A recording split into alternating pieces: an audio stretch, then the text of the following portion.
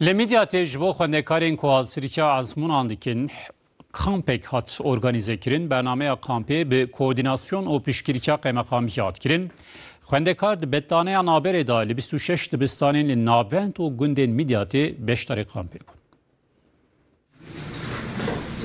Li Midyatê her sal bi dehan xwendekar di ezmûnan de dikevin dereceyê.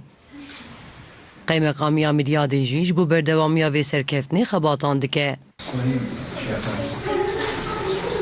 Bêcarê jî ji bo xwendekarên ku haziriya LGS û YKS dikin kampek hat organize kirin. Li navend û gundan li 26 dibistanan nêzî hezar xwendekar beşdarî kampê bûn.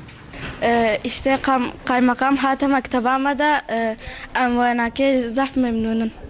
Mer 15 tatilere kurs vekirin, em tên ders dibînin bona em tişta sınava qen çekin û em kazanmış bikin, çorba me re datmış kirin, ez gelekî devletê re teşekkür dikim, carke dîş inşallah çekin ağır be. Qeymeqam Mehmet Qaya û müdürê perwerdeya Midyatê Abdurrahîm Demîr jî di roja dawî de xwendekaran re civiyan. Li daxwazên xwendekaran guhdar kirin û bu an re eleqedar bûn.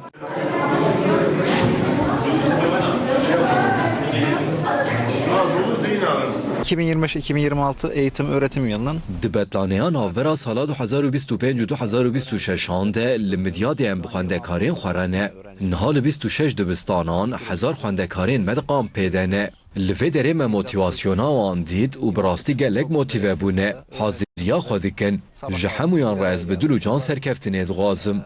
ایرو ام قیمقام هات نویدی ما چوربه داوا هزار زاروکی می میدیادی گشتا جبو یما وی سرمایه دا گرمی که خوش چه بین قمامه دا زاروکی ما سناوا شغلن جبوی بورسلوقی جبوی سناوا یقاسی جبوی لگسی دوینا که دا یمی قیمتلی مدیری ما و معلمی ما گل خدمت و فداکاریت کنم گل کی سپاس کنش همواره Bi van xebat û kampan tê xwestin ku motivasyona xwendekarên Midyatê zêde bibe.